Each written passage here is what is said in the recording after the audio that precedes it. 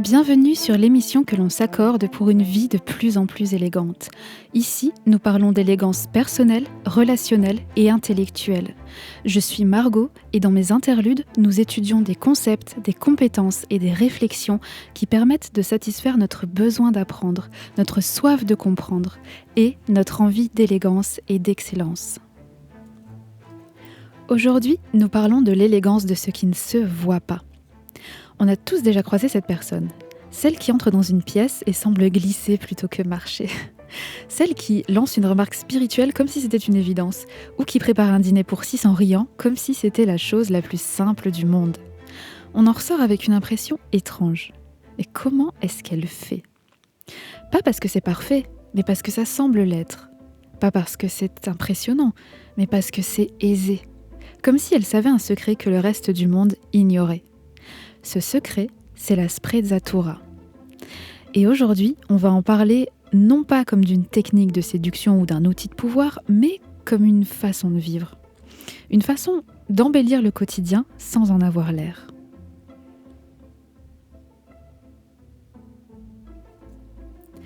La sprezzatura, ou l'art de rendre les belles choses légères. Vous passez des heures à choisir la playlist parfaite pour une soirée entre amis.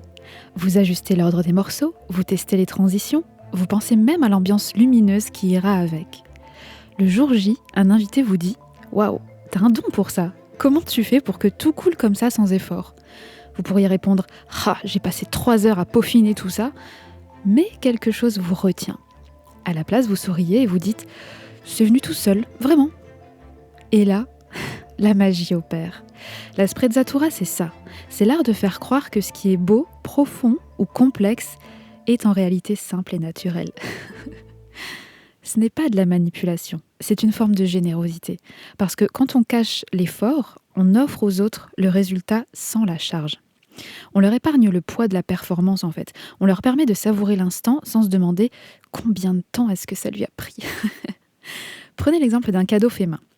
Si vous offrez un dessin en disant « j'ai raté 5 versions avant celle-ci », l'attention se porte un peu sur l'échec, pas sur le geste, et ça ajoute un poids en fait pour l'autre. Alors que si vous dites « j'ai pensé à toi en le faisant », là, soudain, le dessin devient un miracle de spontanéité. La sprezzatura, c'est ça, c'est choisir de montrer la beauté du résultat, pas les coutures. Mais attention, ce n'est pas non plus du mensonge, c'est une question d'accent. Comme quand on range frénétiquement la maison avant l'arrivée des invités, puis qu'on allume les bougies en disant « Désolé pour le bordel, j'ai pas eu le temps », alors que tout est impeccable. Vous voyez ? Non, on ne ment pas, on édite, on choisit ce qu'on laisse voir. Pourquoi est-ce que c'est charmant ça ?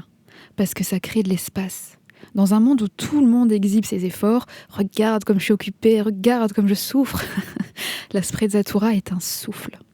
Elle dit « Ce qui compte, c'est que tu te sentes bien, pas que tu saches combien j'ai trimé. » Mais d'où vient cette idée que le vrai talent doit paraître facile ? Et pourquoi est-ce qu'on y est si sensible ?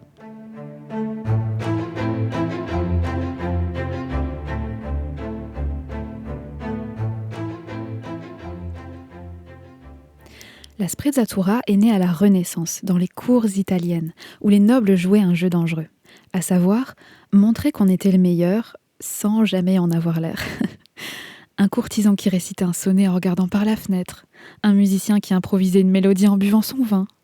Tous donnaient l'impression que l'excellence était leur état naturel.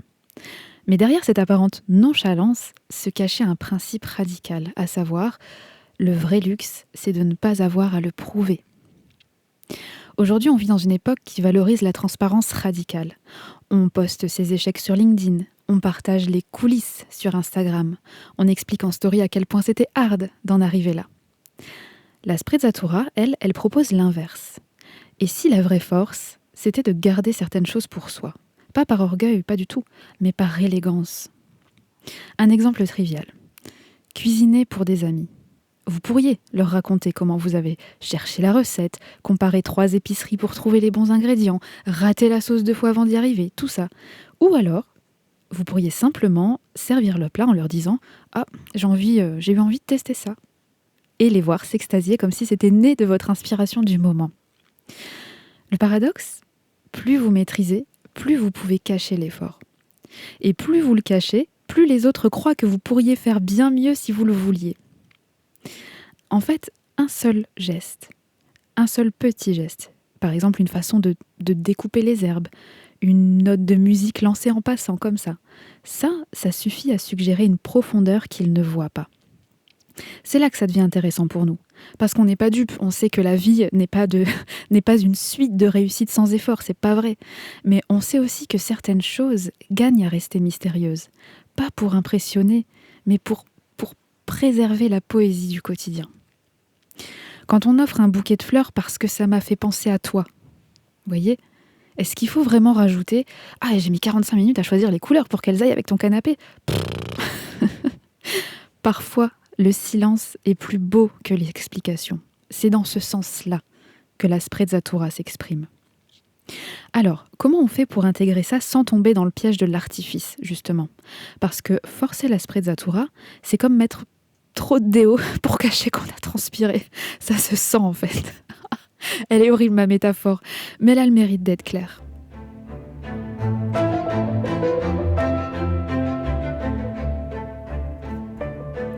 Ici, il y a un écueil.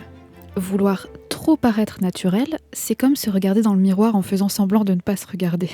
Ça se voit. La fausse sprezzatura, c'est la personne qui dit « Ah moi, je n'ai même pas préparé mon discours », alors qu'elle l'a répété devant son chat pendant 3 semaines.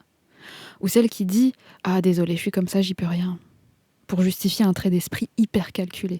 Ça sonne faux, parce que ça l'est. Le vrai lâcher-prise, c'est accepter que parfois on veut plaire et c'est ok, en fait. Reconnaître que prendre soin des détails, c'est déjà une forme de considération pour les autres. La sprezzatura, c'est pas une armure, c'est un cadeau. Un cadeau qu'on se fait à soi-même d'abord. À savoir, j'ai pas besoin de me justifier, j'ai pas besoin de justifier mes efforts pour qu'ils aient de la valeur. Alors comment on pratique ça concrètement ? D'abord, on choisit un terrain de jeu. Pas besoin de tout transformer. Commencez par un domaine où vous vous sentez à l'aise. La décoration de votre appartement, la façon dont vous racontez une anecdote, même la manière dont vous rangez vos étagères.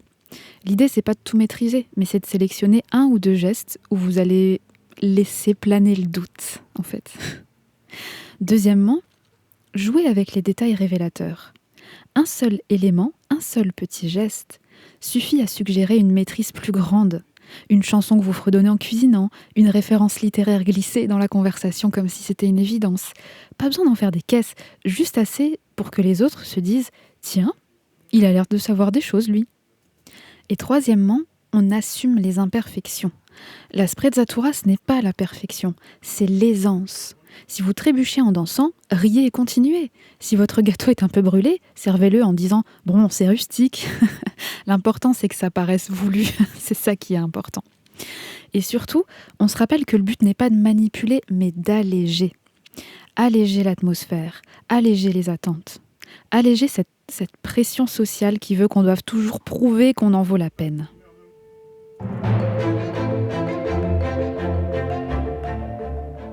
Reste une question. Est-ce qu'on veut vraiment pratiquer la sprezzatura ? Parce que ça demande une certaine discipline. Celle de se taire quand on a envie de tout expliquer. Ici, on touche à quelque chose de plus profond. La sprezzatura, c'est un choix. Le choix de décider, est-ce que dans cette situation, je montre le processus ou est-ce que je montre le résultat ? Certains jours, vous aurez envie de dire « Tu vois ces fleurs ? Je les ai choisies une par une parce que je savais que tu adores les pivoines. » D'autres jours, vous préférerez laisser planer le mystère. Les deux sont valables. Ce qui compte, c'est d'être conscient du pourquoi. Si vous choisissez de montrer l'effort, faites-le par générosité. On dit « Je veux que tu saches à quel point tu comptes pour moi ». C'est ça le message. Et si on montre l'effort, c'est pas par besoin de reconnaissance. On ne dit pas « Regarde comme je me suis donné du mal pour toi ». Vous comprenez la nuance ? Et si vous choisissez la sprezzatura, faites-le par légèreté. Le message, c'est « Je veux que tu profites de l'instant ». Et c'est pas de l'orgueil. Le message, c'est pas « Je veux que tu crois que c'est facile ». C'est pas ça. C'est vraiment la légèreté. Je veux que tu profites de l'instant. Prenez l'exemple d'une soirée entre amis. Vous pourriez faire plusieurs choses. Soit tout organiser à la perfection et le dire, en disant « j'ai passé toute l'après-midi à faire ça », il n'y a pas de problème, l'effort est visible, l'intention est claire. Ou alors, tout organiser à la perfection et ne rien dire. Et les invités ressentent juste que « waouh, quelle belle énergie !» L'effort est invisible mais l'impact est là. Il n'y a pas de bonne y a pas de bonne ou de mauvaise situation. Les deux sont valables, mais l'intention est différente. La sprezzatura, c'est vraiment créer un environnement où personne n'a besoin de se justifier, où les plats sont bons, la musique est juste, et tout le monde se sent libre de savourer sans analyser. En fait, l'effort ici, il devient collectif. L'aisance, elle devient normale. Et ça, c'est Byzance. Vraiment. Un piège dans lequel ne pas tomber, c'est croire que la sprezzatura est une fin en soi. Elle ne l'est pas. C'est un outil, comme un pinceau pour un peintre. Parfois, on l'utilise pour des détails précis, parfois on le pose pour peindre à main nue.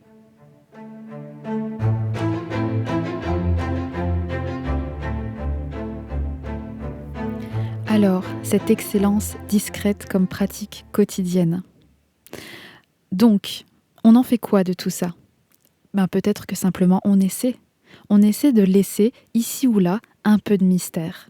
On essaie d'offrir des moments où les autres n'ont pas à se demander combien ça a coûté tout ça, mais peuvent juste se dire « Oh, qu'est-ce que c'était beau, qu'est-ce que c'était cool !» Parce qu'au fond, la sprezzatura, c'est une forme de respect. Le respect de ceux qui nous entourent. Assez pour ne pas les accabler avec nos doutes, nos essais, nos ratés, et le respect de nous-mêmes aussi. Assez pour savoir que nos efforts ont de la valeur, même, surtout, quand on ne les étale pas. Alors la prochaine fois que vous ferez quelque chose avec soin, un repas, une playlist, une attention, demandez-vous, est-ce que je montre le chemin ou est-ce que j'offre la destination ? Parfois, le plus beau cadeau, c'est de laisser les autres croire que c'était facile. Merci d'avoir passé ce moment avec moi et à la prochaine fois pour une nouvelle interlude.